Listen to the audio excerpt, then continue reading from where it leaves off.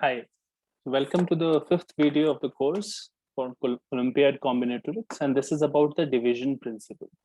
So we'll start off with a simple example. Assume several families are invited to a children's party. Several families are invited to a children's party, and let's say each family has comes with two children. Each family has two children, and the way the party works is one adult will be supervising the children's party, and the adults will take turns to supervise, right? Now, if a visitor if a visitor looks in the children's room looks in the children's room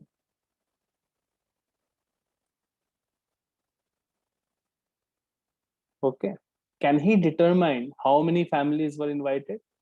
Can he determine how many families were invited? So all of you will be able to figure this one out very easily. This is very obvious, because if he looks in the children's room, he can count the number of children, right? Number of children, let's say that is n. If he can count that, so then he knows that since each family had two children, the number of families will be n by 2, right? Number of families is n by 2. That is obvious, right? What we did was we counted the number of children, and from there we made a connection to the number of families, right? So the question was how many families came. So let's say this is my set S, right? This is my set S which you want to count. But instead of counting set S directly, what he counted was set T, which is number of children, right? And once you counted that, you'd said that set S mod will be equal to set T by 2, right? So this is a simple example of division principle. So when we want to count the elements of a certain set, it might be easy to count something else instead, which is related to that S, right? And then do a simple division algorithm to get the elements of the original set, right? So when does this happen? When does this happen, and when can we apply this, right? So suppose you want to count the elements of set S, right? And it could be possible that it is easier to count the elements of another set T, elements of another set T, so that each element of S corresponds to each element of S corresponds to exactly D elements of T. D elements of T.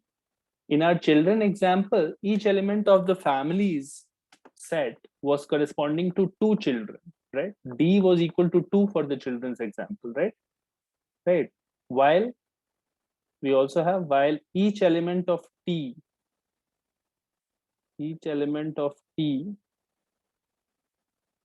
corresponds to just one element of S, to just one element of S. What is the meaning of the second condition? It means that a particular child is going to correspond to only one family, right? You cannot have one child coming from multiple families. So that is what we're saying. Each element of T corresponds to just one element of S, and each element of S corresponds to D elements of T, right? Then we can just simply say number of elements of S is equal to number of elements of T by D, right? So let's write the definition here. Let S and T be finite sets. Let D be a fixed positive integer.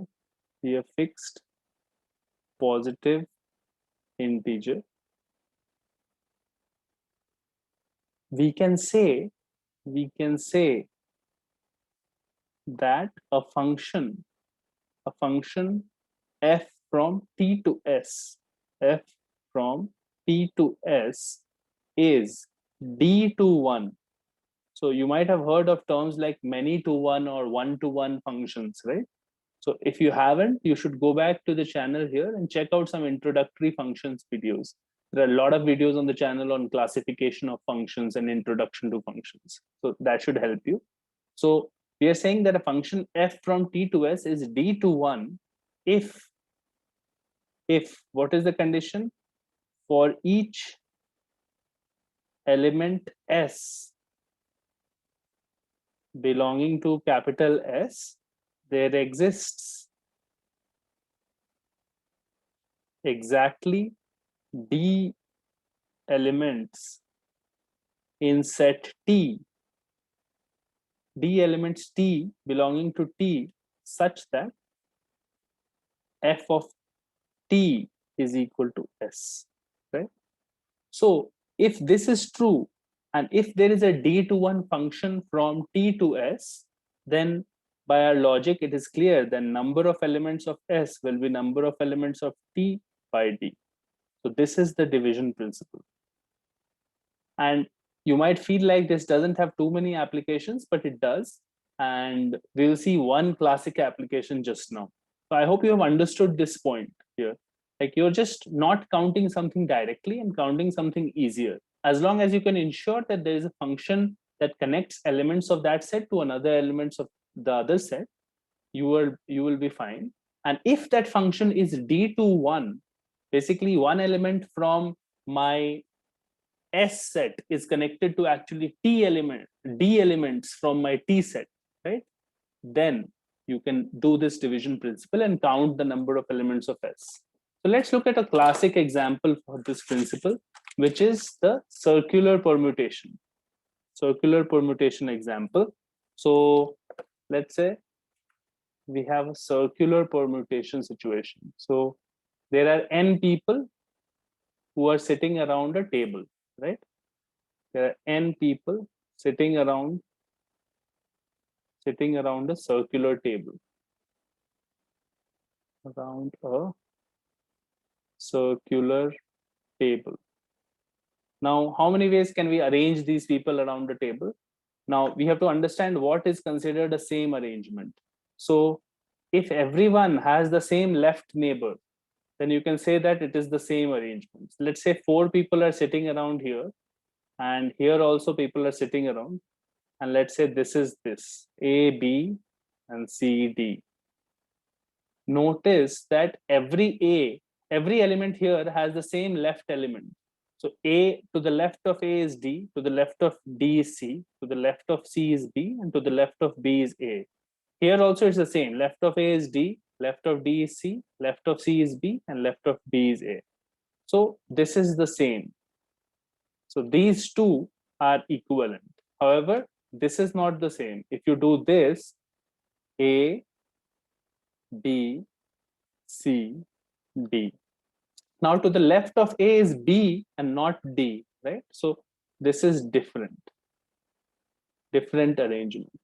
So you should understand from here that arrangements are identical if and only if each element on that circular table has the same left neighbor. If any element also has a different left neighbor, then you will say that those two arrangements around the circular table are not identical. Okay. So the question is simple. How many different seating arrangements are there for n people? How many different seating arrangements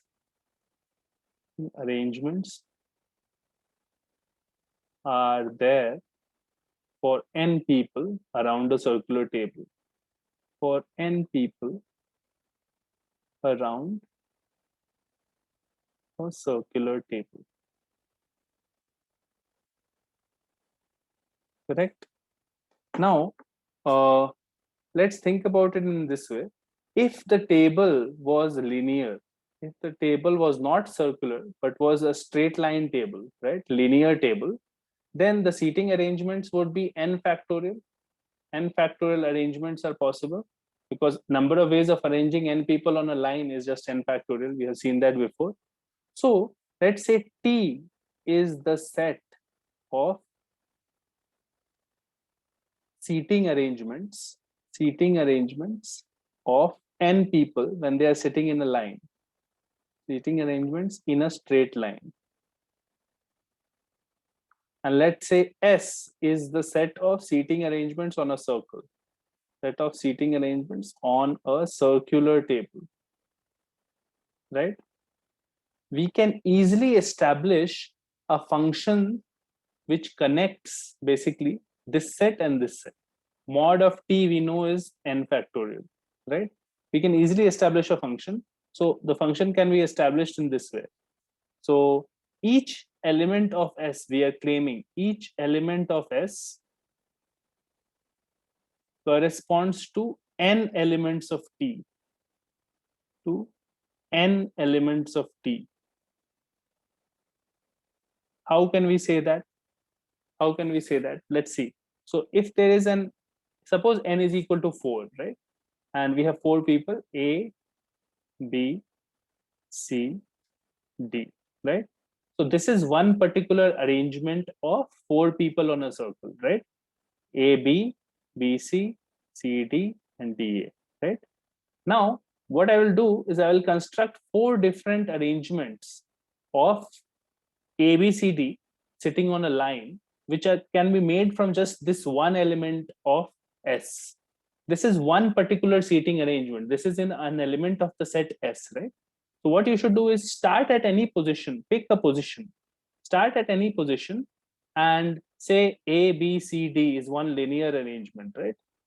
Now, you could have started from B and said B, C, D, A, B, C, D, A. You could have started at C, so C, D, A, B, and you could have started at D, so D, A, B, C. So now think about what I'm saying here. If the table was not circular and if it was a straight line table, I could have picked the first spot in any way, right? First spot you could have been A, could have been B, could have been C, could have been D, right? So if I pick the first spot, there are n choices for the first spot. Once you have picked the first spot, you go in the same direction. Like A's neighbor is B, B's neighbor is C, C's neighbor is D, and so on, right? So you can clearly see that you have 4 different linear arrangements, for each circular arrangement on when n is equal to 4, right? So it is obvious that if I have n people on the table, then if I want to arrange them in a line, what happens is you can pick the first person to be any of those n people. And you will start the series from either A or B or C or D and make a list of n people, right? So this claim is true. Each element of S corresponds to n elements of T. Every circular arrangement corresponds to n linear arrangements. Therefore, the number of circular arrangements will simply be mod T by n, which is basically n factorial by n, and therefore that is equal to n minus 1 factorial, right?